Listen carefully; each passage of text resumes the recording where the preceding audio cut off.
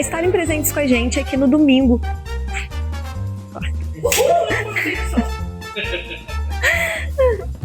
E também ao longo da semana nos reunimos. A dicção. Entre em contato com o contato que vai... Minha dicção tá horrível. Com o número que vai aparecer. Se você ainda não faz parte e... Não era isso que eu ia falar. Tá. Tem mais uma coisa, se inscreva. Se inscreva.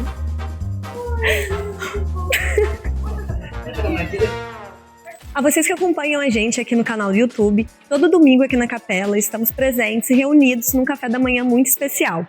Fazemos o café às 10 horas na Rua Tupi, 115, Jardim Cidade do Aço. Esperamos por você. E também ao longo da semana nos reunimos nas casas num grupo chamado Grupo de Conexão. É um momento onde discutimos sobre a mensagem de domingo. Se você ainda não faz parte de um grupo de conexão e faz parte da família Capela, entre em contato com o número que vai aparecer aqui abaixo para você também fazer parte. E se essa missão faz sentido para você e você quer participar com a sua contribuição, eu vou estar deixando aqui também para vocês a chave Pix e o QR Code para você poder ajudar. Se inscreva no nosso canal, curta esse vídeo e compartilhe com seus amigos. E agora, fique com a mensagem. Bom dia de novo. Muito bom estar aqui nesse domingo friozinho, igual o Washington falou. Hoje é aniversário da minha esposa, mais um momento importante. Deixa eu registrar. Dedicar essa mensagem a ela.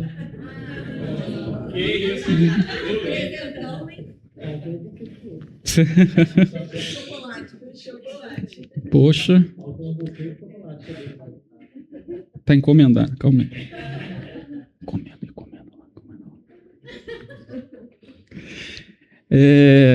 Por que é dedicada a Tabita essa mensagem? Por quê? Não. É porque enquanto eu estou fazendo a mensagem, ela tá cuidando da casa, tá cuidando do Noah, e eu fico de boa lá fazendo, sentadinho. E é uma contribuição, não só minha, eu tô aqui na frente aparecendo, mas é da minha família. E...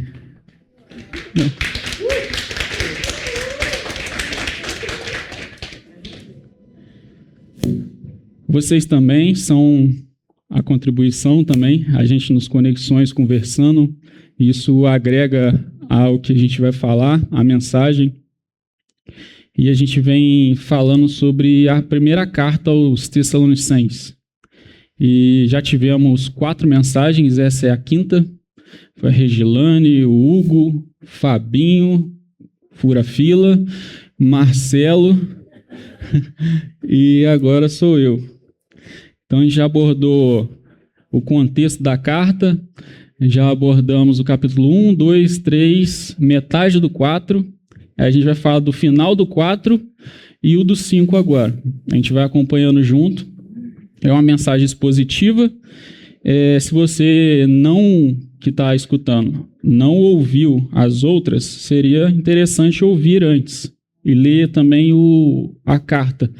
Mas essa mensagem já vai trazer algo de concreto, assim, que não precise tanto do contexto das outras, mas é muito bom ter o contexto de tudo.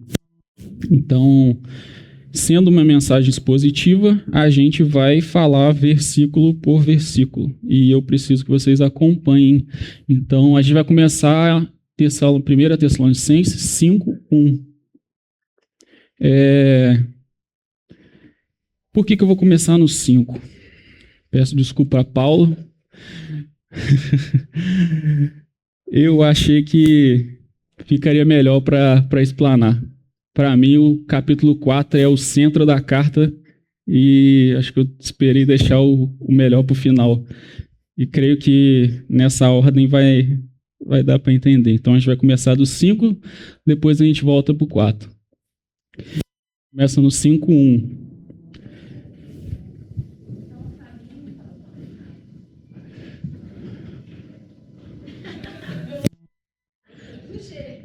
Pode ser.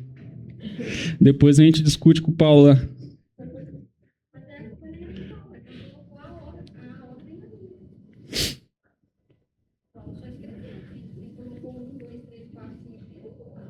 Mas estava em ordem. A gente só enumerou. Vamos lá. Qual o contexto aqui? Antes de ler, desculpa, só dar um contexto rapidinho. A carta aos Tessalonicenses, eles eram uma igreja que foi... receberam Paulo durante um tempo. Paulo pregou ali 3 semanas e saiu, e ali, isso a gente aprende nas outras mensagens, e ali o evangelho se propagou de uma forma sobrenatural, que nem Paulo sabia como explicar, só que, em contraprova, no momento que o evangelho se expandiu e começou a alcançar muita gente, e a mensagem de Cristo alcançou muitos corações, veio a perseguição. E aquele povo em Tessalônica estava passando por um momento de perseguição absurda, muito forte. E Paulo recebe essa mensagem. Tanto ele, quando estava lá, foi perseguido, quanto os que começaram a seguir ele depois começaram a ser perseguidos também. E esse era um problema para a igreja na época. E Paulo começa a escrever sobre isso. E essa carta, se eu fosse colocar essa carta resumida em uma palavra só, seria esperança. Essa é a carta da esperança. Porque nesse momento difícil que eles estavam, eles se basearam em uma coisa, na esperança. E a gente vai aprender o que era essa esperança que eles se firmavam.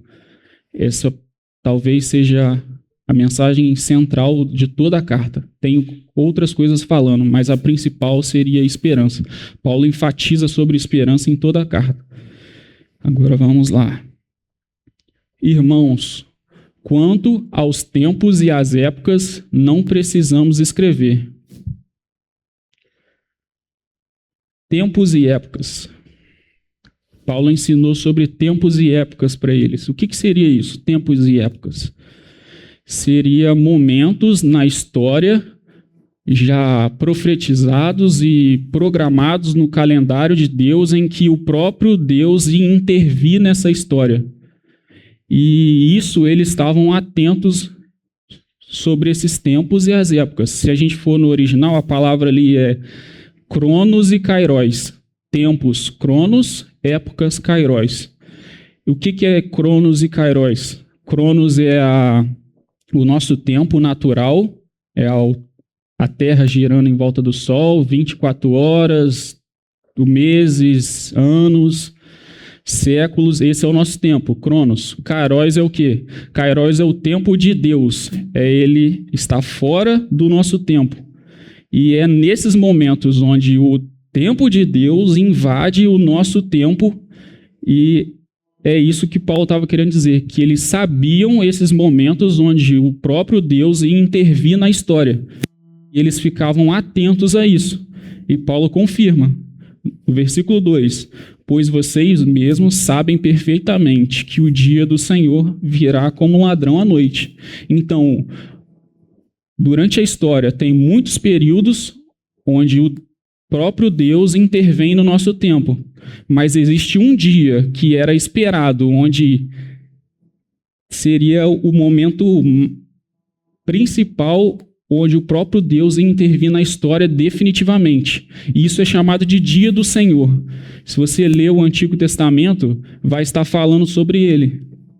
E tem muitos textos que abordam sobre esse Dia do Senhor no Velho Testamento. Hoje em dia, no Novo Testamento, que a gente conhece, esse dia é chamado do dia da volta de Cristo. É a mesma coisa. Quando você lê no Velho Testamento, dia do Senhor, e quando você lê no Novo Testamento, dia da volta de Cristo, é a mesma coisa. Está falando do mesmo momento. E está falando de um dia de 24 horas específico? Não. É um período não limitado a 24 horas, onde o próprio Cristo vai intervir definitivamente na história. E ele vai vir e estabelecer o seu reino aqui na terra. E os irmãos tessalonicenses esperavam por este momento. Mas aqui coloca que este dia virá como ladrão à noite. O que Paulo está querendo dizer aqui com essa figura de linguagem que ele está usando? Por que como ladrão? ele pegou um gancho do que Jesus já tinha falado. Jesus já falou isso em Mateus 24, com os discípulos. Quando os discípulos perguntaram para ele: quando vai acontecer essas coisas? Quando vai acontecer os tempos e as épocas? Aí ele fala: vigiem, pois não sabeis o dia e a hora. Mateus 24, 42. Eu vou ler aqui rápido. Porque vocês não sabem o dia e a hora em que o Senhor virá. Contudo, entendam isto: se o dono da casa soubesse que a hora que o viria o ladrão, ele vigiaria e não permitiria que sua casa fosse arrombada. Por isso, estejam também preparados, pois não sabeis o dia e a hora e o que o Filho do Homem virá. O Filho do Homem é Jesus, tá?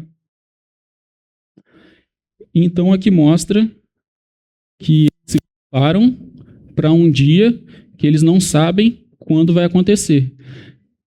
Tem alguns acontecimentos na história que mostram que esse dia está chegando perto, mas que eles não sabem a data exata em que esse dia vai acontecer.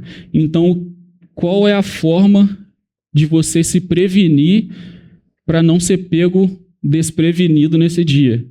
É você esperar. Então, aqui, Paulo está falando para eles: esperam esse dia. E ele começa a falar agora sobre momentos que antecedem esse dia. O versículo 3. Olha lá: quando disserem paz e segurança. Paz e segurança. Quando disserem. Então, quando estiverem falando sobre paz e segurança, sobre um momento em que tudo parece estar bem organizado, tudo está bem controlado, quando nós, humanos, estiverem controlando uma criação, todos os problemas da criação, e esse discurso estiver sendo falado, tomem cuidado. A destruição virá repentinamente sobre eles. Então, assim como Jesus, em Mateus 24, alerta os apóstolos, Paulo está alertando ali novamente. Quando começar esse discurso de paz e segurança, cuidado, a destruição virá repentinamente. E o que esse discurso, para a época, o que Paulo estava querendo dizer para a época? O que significa paz e segurança para os tessalonicenses na época? A gente sabe que Tessalonicenses ficava na Grécia e era uma cidade que era governada por Roma. E Roma já tinha esse discurso na época. Já falava sobre isso. Era a Pax Romana. E como que eles organizavam e controlavam as cidades que eles conquistavam? Eles tinham um poderio militar muito forte. Eles usavam as legiões romanas para controlar a cidade. O que é legião romana? Eram os exércitos romanos que ficavam deslocados, espalhados no império dele. E esses exércitos controlavam não só os invasores de fora, mas pessoas, e organizavam a cidade por dentro. Não só isso. Esse lema de Pax Romana fez a Roma passar pelos períodos de ouro dela. Eles enriqueceram, prosperaram e controlaram a população como nunca houve na história. Foi próximo do período de Cristo. Entre 30 anos antes e 170 depois. Foi um período de mais ou menos 200 anos que esse discurso conseguiu controlar o povo. E eles controlavam pela força, era uma paz, só que pela força e pelo controle. E também era uma paz pelo entretenimento. É estranho, né? Eles metiam o povo para que o povo não prestasse atenção no que estava acontecendo por fora. A gente conhece isso como pão e circo. A gente aprendeu isso na escola. Que os jogos no Coliseu, que todo o aparato ali de entretenimento que eles criaram era para manter o povo disperso, não prestar atenção no que estava acontecendo ao redor. E esse era o que Paulo estava querendo dizer. Que essa manipulação que esse momento dessa narrativa, quando essa narrativa começar de novo e incendiar o mundo, começar você escutar isso rotineiramente, que nós, os humanos, os líderes desse mundo, vamos organizar este mundo e vamos tornar ele pacífico e próspero. Tomem cuidado, a destruição virá. Paulo não só está falando para os Tessalonicenses naquela época, mas está falando para a gente e para todos os cristãos durante a história, mais para aqueles que estão próximos do dia do Senhor, porque isso vai escalar mais e mais quando estiver próximo daquele dia. E quando Paulo começa a abordar isso, ele fala sobre destruição. Essa destruição seria uma destruição física? Seria uma destruição do nosso corpo? Paulo não estava querendo dizer apenas isso. Eu acho que ele está enfatizando outro tipo de destruição. Seria a destruição da nossa alma. Ele não estava falando sobre destruição física. Ele não estava falando apenas que o governo vai te destruir fisicamente. Não.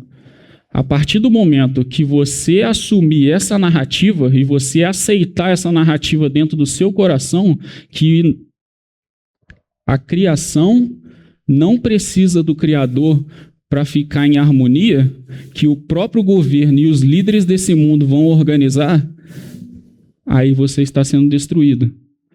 Porque você não precisa do Criador para ter harmonia na criação. Esse é um discurso humano que vai incendiar próximo aos dias do Senhor, o dia da volta do Senhor. E eles são alertados para isso. Vamos lá, versículo 4. Vocês, porém... Ali até separou direitinho. Vamos ler o 4, 5, 6 e 7 ao mesmo tempo, junto. Vocês, porém, irmãos, que não estão em trevas, para que o dia do Senhor não surpreenda como ladrão. Vocês todos são filhos da luz, filhos do dia.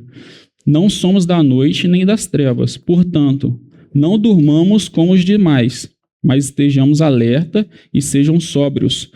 Pois os que dormem, dormem de noite, e os que se embriagam de noite. Então ele começa a fazer um paralelo ali de dois tipos de personalidade. São duas pessoas ali. Ele está falando para os Tessalonicenses que eles são filhos do dia.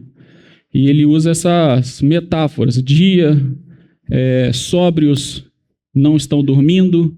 Para outras pessoas que estão dormindo, não estão sóbrios e estão em trevas. Ele está querendo dizer isso literal? Ele está querendo falar que quem dorme não está atento? Ou quem está acordado é o que está atento? Ou quem bebe ou quem está sóbrio é o que está atento? Ele não quer dizer isso. Esse texto está totalmente ligado com o texto acima, quando ele fala sobre paz e segurança. Quem cair na narrativa de paz e segurança e não está atento ao tudo que está acontecendo em volta, está dormindo, está embriagado e está nas trevas. E quem está atento à volta de Cristo e esperando por Ele é aqueles que são do dia, aqueles que não estão dormindo e aqueles que estão na luz. Paulo está querendo dizer isso. Ele separa ali e ele fala para os Tessalonicenses que vocês são filhos do dia. E é isso que ele está querendo dizer nesses 4 versículos. Que se você não seja enganado sobre esse discurso, vocês são os filhos do dia. E o 8. Vamos ler o 8. Nós, porém, que somos do dia, sejamos sóbrios, vestindo a couraça da fé e do amor, e o capacete da esperança da salvação. Paulo começa a falar sobre uma armadura que nos vestimos. Ali ele parece que a gente está se preparando por uma guerra. E qual as armas que a gente usa nessa guerra? Ele está falando da couraça da fé e do amor e o capacete da esperança. É uma guerra física? A gente não vai pegar. A gente não está nem falando de espada, né? Não é uma guerra física. Ele está falando sobre uma guerra de narrativas também. E que a gente luta essa guerra com a fé, o amor e a esperança. E é isso que os Tessalonicenses faziam. A fé em quê? Para que eles usavam a fé? A fé na obra de Cristo, na morte e na ressurreição de Cristo. E o amor? Era o amor que era gerado em nós a partir do momento que a gente tinha fé nele. Quando a gente entende que Cristo morreu na cruz e ressuscitou, e a gente entende o quão foi esse sacrifício, o amor dele é gerado em nós. E a gente começa a amar o nosso próximo a partir disso. E era dessa forma que os Tessalonicenses amavam uns aos outros e mantinham-se firmes no momento da tribulação, no momento da perseguição. E a esperança? Era esperança em quê? A gente cantou bastante hoje sobre essa esperança.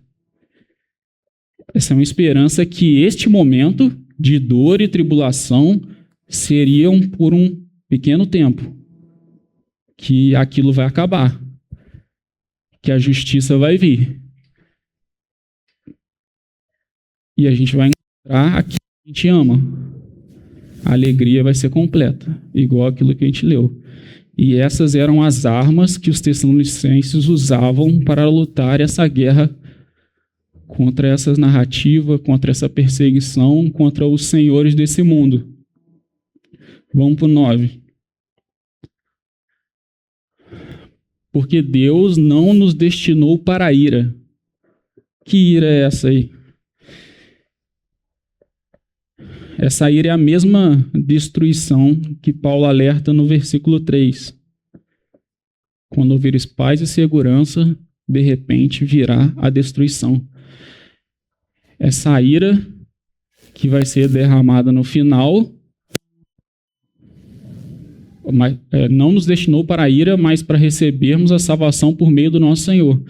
No momento que a gente cai na narrativa de que o nosso mundo não precisa do Criador para organizar esse mundo, a gente está pedindo um lugar onde não existe a presença de Deus. E é isso que vamos receber se pedirmos isso. Se a gente buscar isso, a gente vai receber isso. Um lugar onde Deus não habita. Não precisa falar o nome desse lugar. Eu acho que todo mundo já entendeu. Não é porque ele queima que dói. É porque não existe a presença de Deus nesse lugar. E é por isso que é doído. E se você parar e prestar atenção, talvez a gente até busque esse lugar, porque a gente quer organizar tudo com a nossa mão, a gente quer fazer esse mundo um lugar feliz para a gente quer organizar todos os problemas desse mundo sem levar em conta que esse mundo tem um dono. E esse dono é o que governa esse mundo e o que organiza esse mundo. Só que a gente quer fazer tudo do nosso jeito, com as nossas mãos. E a gente pede um lugar onde não existe a presença deste dono. E tem pessoas que vão buscar este lugar. E é disso que Paulo está falando. Mas se você parar para pensar, versículo 9, ele fala que não nos destinou para a ira. Esse destino depende de nós. Se a gente ficar vigilante, parar para prestar atenção e ficar olhando para tudo que vai acontecer, a gente vai ser salvo dessa ira? Não. Porque o versículo 10 ele continua. Ele morreu por nós para que, quer despertos, quer dormindo, vivamos unidos a ele. Então, você escapar dessa ira não depende de você estar atento ou não. Não depende de você estar alerta. Porque pela obra dele na cruz é que fomos tirados dessa ira. Mas por que a gente vai ficar esperando?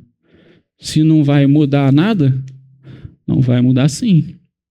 Se você entende que ele morreu na cruz, ressuscitou o terceiro dia e ele fez isso por amor a você, você vai esperar ele também, porque você começa a amar ele.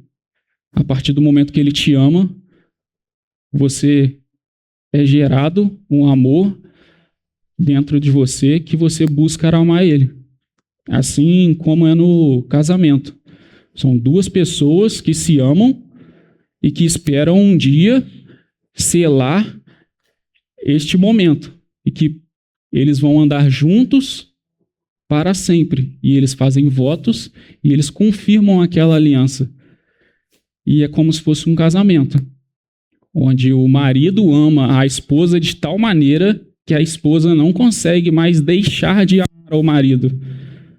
Não porque ela quer o lugar que o marido vai levar ela, não porque ela quer os benefícios, mas porque ela quer a presença do marido. Vamos para o 10, 11. O 11 agora. Por isso, encorajem e edifiquem uns aos outros, como de fato vocês estão fazendo. Agreguem na vida do seu irmão que está ao seu lado. Se ele está desesperançoso, se ele não está prestando atenção, se ele está perdido, olhe para ele, edifique a vida dele, ajude ele, apoie ele, segure ele. É isso que Paulo está falando. E ele confirma que eles estavam fazendo isso. Assim como Marcelo falou na mensagem dele, eles viviam em comunhão e se entregavam uns pelos outros. O Hugo falou sobre isso também, que eles se entregavam de tal forma, de tal maneira, que era às vezes desgastante se entregar um pelo outro. Mas é isso que Paulo estava falando, que eles faziam isso por amor. Agora a gente para por aqui no 5 e a gente vai para o 4 agora. 4:13. Você lembra que eu falei no início que eles estavam passando por um momento de perseguição e Paulo escuta isso e a partir disso ele começa a falar para eles sobre esse momento que eles estavam passando. Porque a gente tem essa esperança, mas é fácil passar por esses momentos? Não é fácil. É complicado. É muito difícil. A dor não é tirada. A gente sente e estava acontecendo isso com eles. Eles estavam passando por esse momento de dor e eles estavam sentindo isso. E Paulo começa a falar com eles. Quando eles veem que a gente se encontra aqui domingo e eu vejo João aqui, talvez no outro domingo eles chegassem para se reunir de novo e o João não estaria ali. Eles começavam a sentir falta do João. E falaram, como que a gente faz agora? O que acontece com o João agora? Cadê a nossa esperança? Agora Paulo começa a falar sobre essa esperança. Ele fala no versículo 13, irmãos, não queremos que vocês sejam ignorantes quanto aos que dormem. Está falando de pessoas que estão dormindo? Não. Esse dormir é uma forma uma linguagem que eles usam para aqueles que morreram em Cristo. Jesus usa isso também. Ele fala dessa forma. Se você for lá nos evangelhos, quando Jesus vai curar a filha de Lázaro, ele fala para ela que ela está dormindo, que ela não está morta. E quando ele vai curar a filha de Jairo, e quando ele vai curar Lázaro, ele fala para as irmãs dele também. Ele está dormindo. Quem dorme, acorda. A gente não dorme para sempre. E por isso que ele usa essa linguagem de dorme. Vamos lá. Não queremos que vocês sejam ignorantes quanto aos que dormem, para que não se entristeçam como os outros que não têm esperança. A gente vai se entristecer? Vai. Mas não vai se entristecer como os outros. Paulo especifica isso. A forma que os tessalonicenses lidavam com a perda era diferente dos outros que não tinham esperança. E, como a gente já falou, qual era essa esperança? Eles entenderam aquela esperança. Só dando um contexto na época.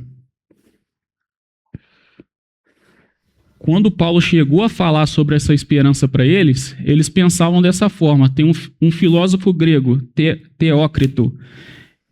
Ele falava o seguinte: esperança para aqueles que estão vivos, mas os que morreram estão sem esperança. Então os gregos pensavam assim: enquanto você está vivo e está aqui, tá muito bem para você. Se você morreu, já era.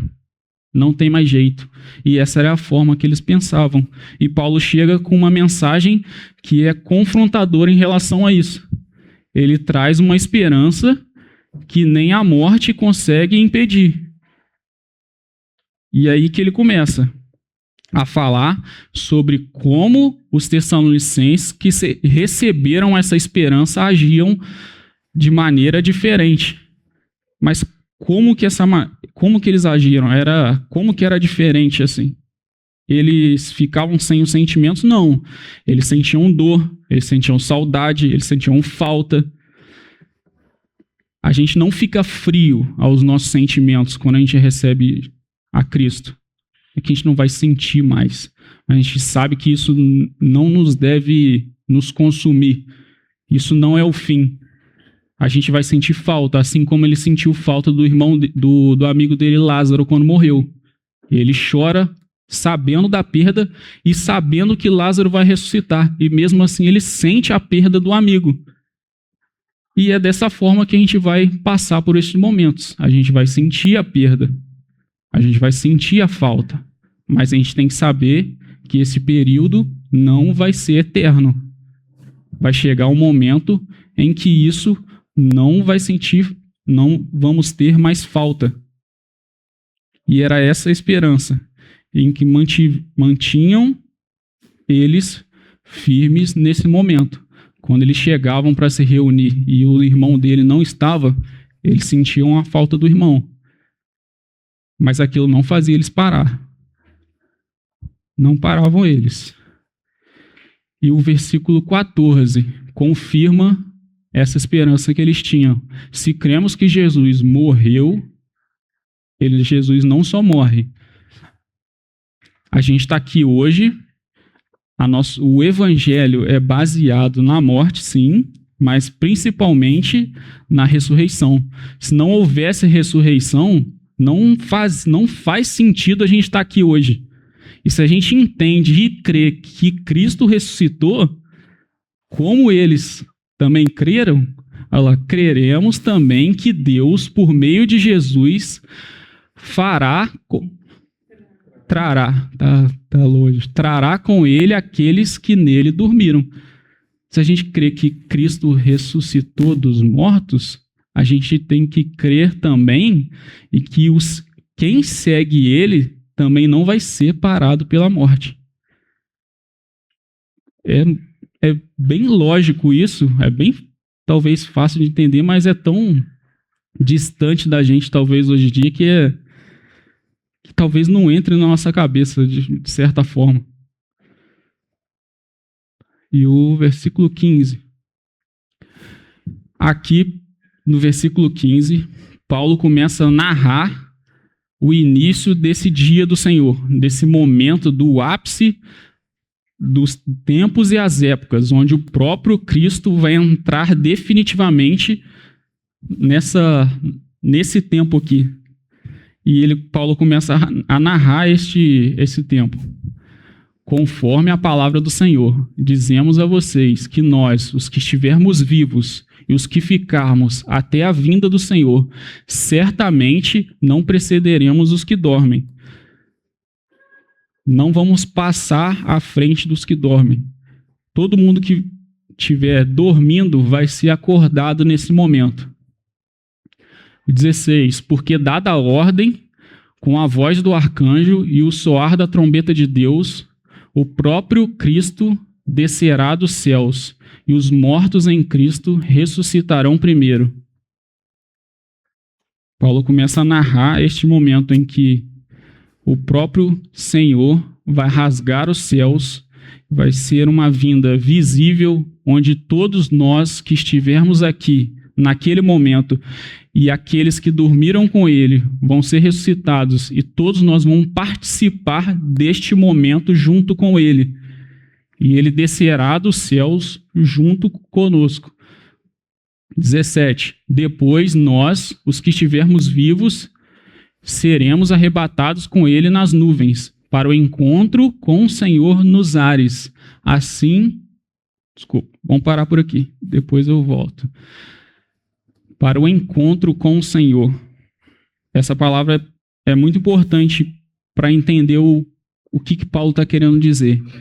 Quando ele fala para o encontro, essa palavra em grego é apantesis. Apantesis, acho que é isso mesmo, a pronúncia. O que ele está querendo dizer com essa palavra? O que significava essa palavra? Era um momento onde chegava um oficial da época, um oficial do governo de Roma, e ele estava se aproximando com a sua comitiva na cidade. No momento que ele está se aproximando com a comitiva para a cidade, toda a população daquela cidade ia receber ele no portão. Eles saíam em procissão para receber essa autoridade fora da cidade. E no momento que eles recebem ele com alegria ali, eles entram novamente com ele para a cidade. E essa palavra que Paulo usa para falar sobre o momento em que Cristo aparece no céu. Então, esse momento que Cristo aparece no céu, nós, os que estivermos aqui, vamos ser uma recepção do rei para a sua terra. Ele está voltando e ao momento que ele voltar, a gente vai receber ele. E a gente não vai para outro lugar, a gente vai receber ele e entrar com ele para o reino de novo. O reino dele será estabelecido aqui, aonde a gente vive. E essa palavra confirma isso, porque é uma recepção. E vamos entrar para mim, é o ápice da carta, é o momento principal da carta, é a hora onde que mais mexe comigo, talvez, é o final do versículo 17. Depois que a gente leu o 17, no finalzinho, assim estaremos com o Senhor para sempre. Eu acho que o ápice da carta é esse. Ou talvez da Bíblia inteira. É esse momento onde a gente vai estar com ele para sempre. Não vai haver mais dor, assim como a gente cantou, assim como o Reinhold falou. Todos os nossos problemas, todas as nossas falhas, tudo que a gente busca alcançar, vai acabar. Tudo que gera dificuldade nesse mundo, tudo que a gente fica vendo e aquilo não nos satisfaz, a gente vê tanta injustiça nesse mundo, que a gente olha e fala, não é possível que isso vai ficar assim. Esse será um momento onde a injustiça desse mundo, tudo que a gente vê, que a gente não consegue nos preencher, e a gente vê que está tudo errado, será este momento. Assim estaremos com o Senhor para sempre. Essa expectativa dos irmãos tessalonicenses. E é interessante que essa expectativa é recíproca. Não é só eles que esperam por esse momento. Não é só nós que esperamos por esse momento. Em João 17, versículo 24, Jesus está orando para o próprio Pai. E olha o que ele pede. Que momento que ele anseia. Qual o momento que ele busca? João 17, 24. Pai, eu quero que os que me deste estejam comigo aonde eu estou. E é isso que ele pede para Deus. Só isso. É um momento onde as pessoas, o que ele viu na cruz, naquele dia, em que eles estavam se entregando, todos aqueles que ele enxergou, em toda a história, ele pede que esse momento seja entregue para ele, que o Pai proporcione esse momento, e ele anseia por este momento, em que todos aqueles que ele viu estejam juntos com ele, estejam próximos dele. E eu sei que às vezes, ou a maioria das vezes, não é isso que a gente pensa. No nosso dia a dia a gente não lembra disso. Não é algo fácil, não estou falando aqui que seja algo que eu faço ou que seja algo tranquilo de se fazer, que é o que a gente já pratica, mas essa é uma verdade. E acho que a verdade precisa ser dita. E essa é a maneira como devemos nos comportar. Essa é a maneira como devemos esperar Ele. Mesmo que seja difícil a gente se desprender desse mundo aqui, das coisas que Ele nos proporciona. A gente vem para a igreja, a gente se entrega, a gente aprende as coisas. Não é porque a gente ama esse local aqui. Não é porque a gente ama essa poltrona, essa cama. Não é porque eu amo esse púlpito que eu estou aqui. Não é porque eu amo a forma de pensar. Não é porque a gente ama ser bonzinho. Ou porque a gente quer ser crente, porque a gente quer ser bonzinho, porque a gente quer ser melhor que o outro. Não é isso que a gente está fazendo aqui. A gente ama uma pessoa. Por isso que a gente está aqui. A gente acredita no sacrifício dele. A gente acredita que ele se entregou por nós. Por enquanto está distante. Está longe. Está ficando só no pensamento. Mas chega um dia que vai ser real. Tão real que a gente vai conseguir segurar, abraçar, ir para esse momento que a gente busca, onde a nossa alegria vai ser completa. E esse dia será para sempre, para sempre. Nem cabe na nossa mente.